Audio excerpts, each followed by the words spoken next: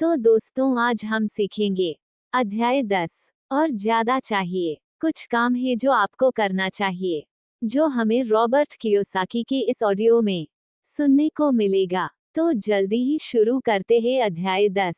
शुरू करने से पहले आपने हमारी चैनल को सब्सक्राइब नहीं किया तो कर दीजिए।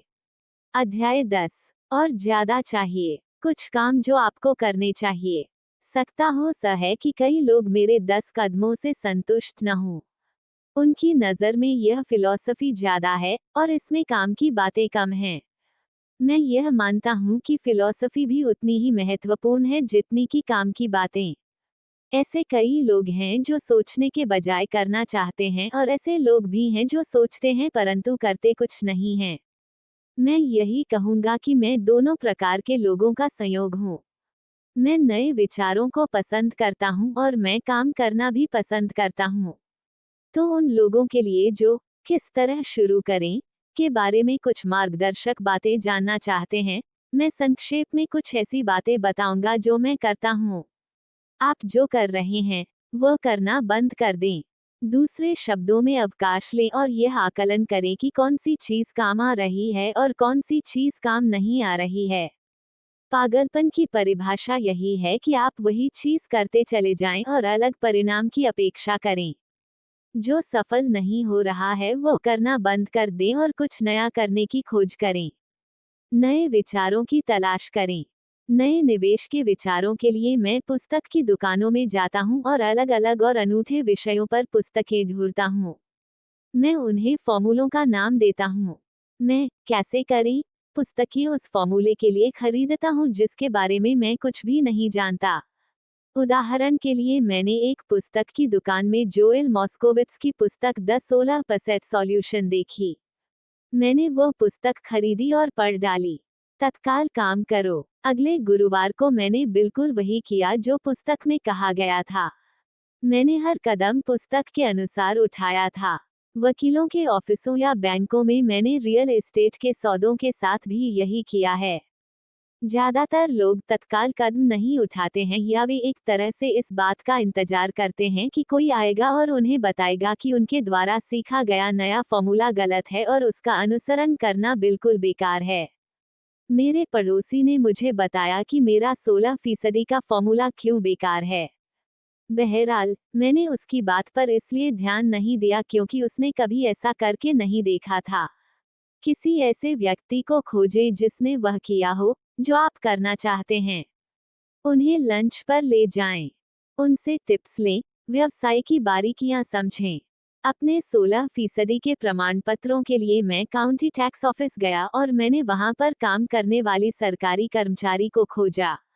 मैंने यह पाया कि वह भी इनमें निवेश करती है। तत्काल ही मैंने उसे लंच का न्योता दे दिया। उसने रोमांचित होकर मुझे ये समझा दिया कि इसे कैसे करना है और उसने अपना पूरा ज्ञान मेरे सामने परोस दिया। लंच के बाद उसने पूरे दिन मुझे वे जगहें दिखाई जहां मैं इस तरह का सौदा कर सकता था।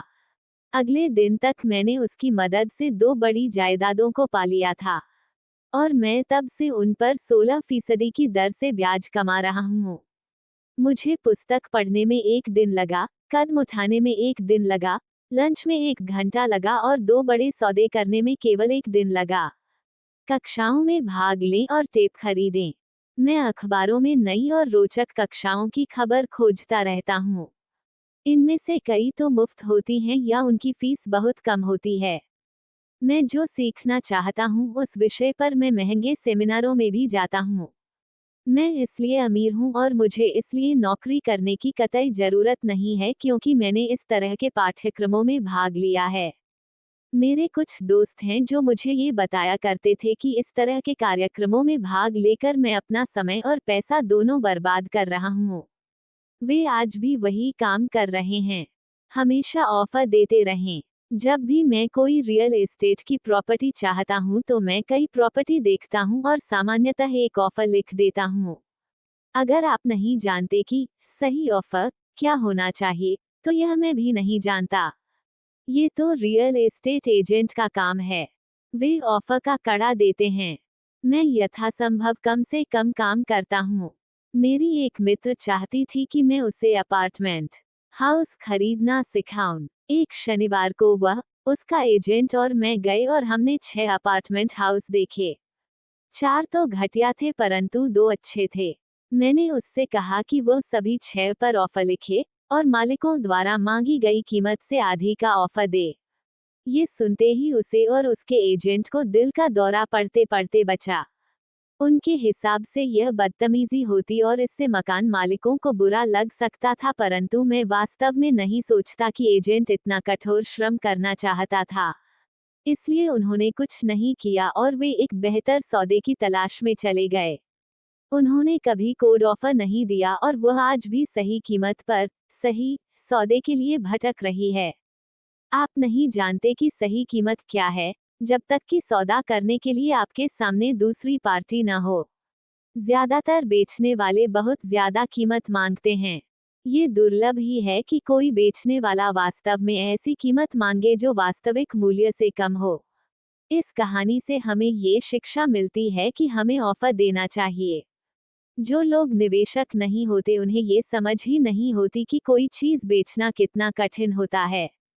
मेरे पास एक रियल एस्टेट की प्रॉपर्टी थी जिसे मैं महीनों से बेचना चाहता था। मैंने किसी भी चीज का स्वागत किया होता। मुझे इस बात से कोई फर्क नहीं पड़ता कि कीमत कितनी कम थी। उन्होंने अगर मुझे 10 सुअरों का भी ऑफर दिया होता तो भी मैं खुश हो गया होता। ऑफर की कीमत से नहीं, बल्कि इस बात से कि कोई तो मेरी प्रॉपर्टी में रुचि रखता है। इसके जवाब में मैं बदले में पूरे के पूरे सुअर फार्म को हासिल करने की कोशिश करता। तो ये खेल इस तरह से खेला जाता है। खरीदने और बेचने का खेल बड़ा मजेदार होता है। इस बात का हमेशा ध्यान रखें। यह मजेदार है और यह केवल एक खेल है। ऑफर देते रहें।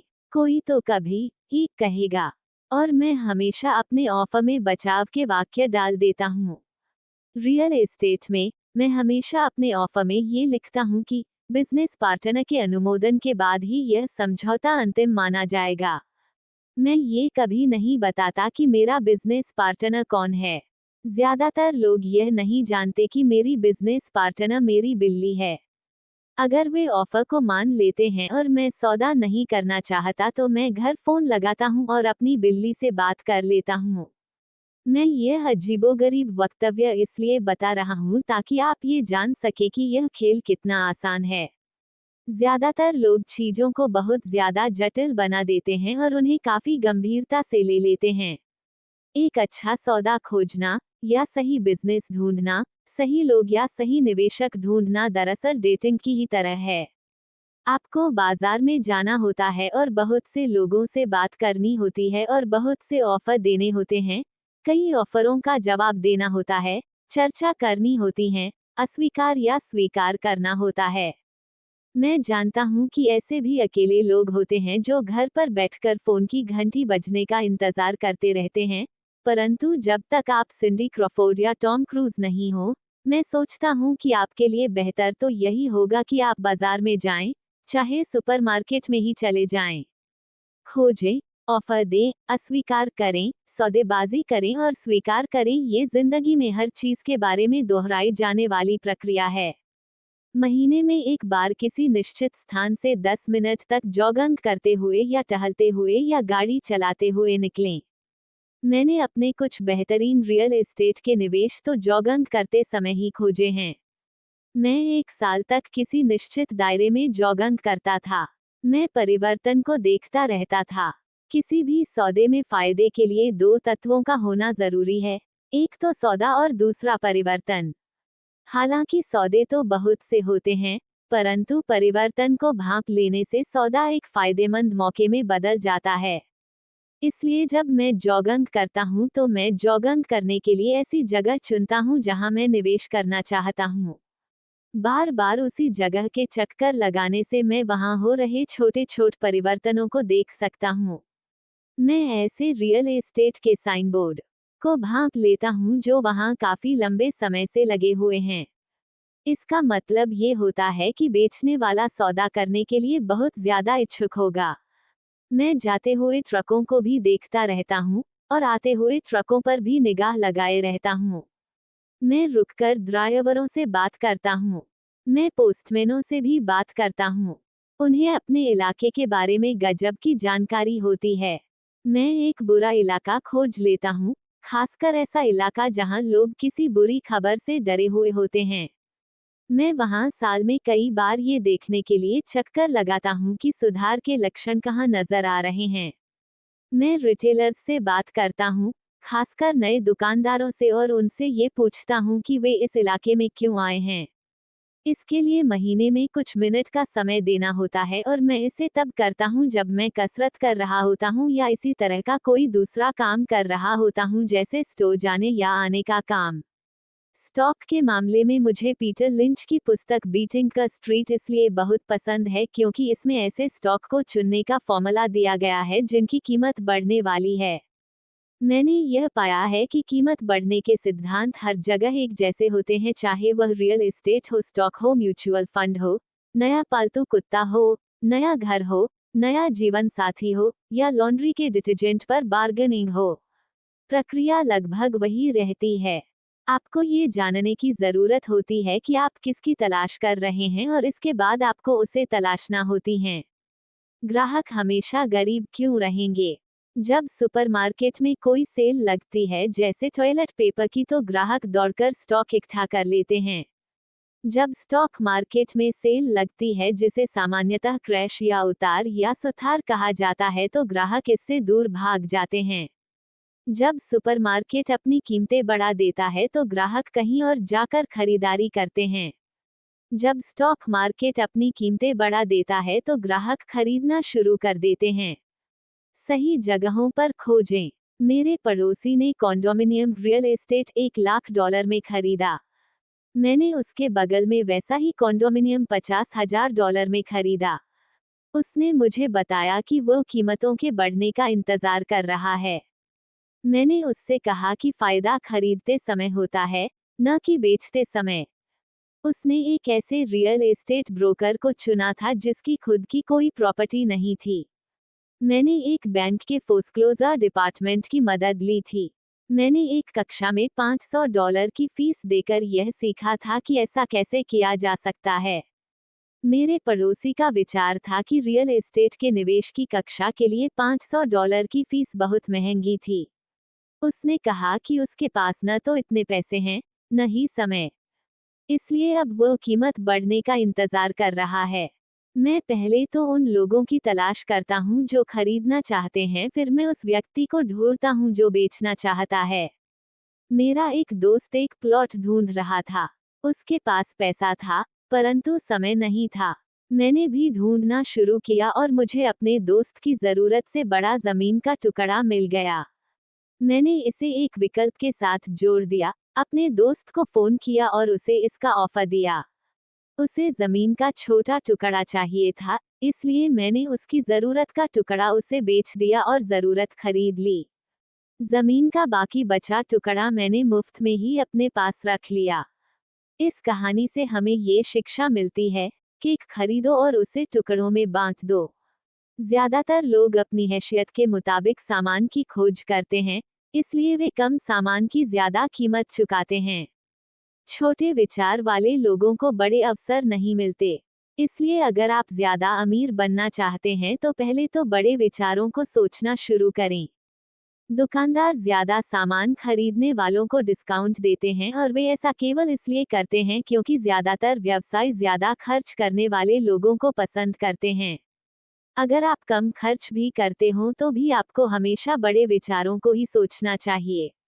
जब मेरी कंपनी को कंप्यूटर खरीदने थे तो मैंने अपने बहुत से दोस्तों से फोन पर पूछा कि क्या उन्हें भी कंप्यूटर खरीदना है। हम सब मिलकर कई डीलरों के पास गए और एक बढ़िया सौदा कर लिया क्योंकि हमें बहुत से कंप्यूटर खरीदने थे। मैंने यही शेयरों के साथ भी किया है।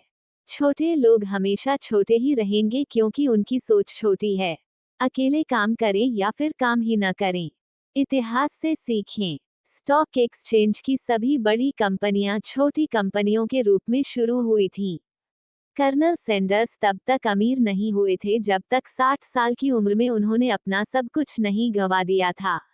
बिल गेट्स 30 साल से भी कम उम्र में दुनिया के सबसे अमीर लोगों में से एक हैं।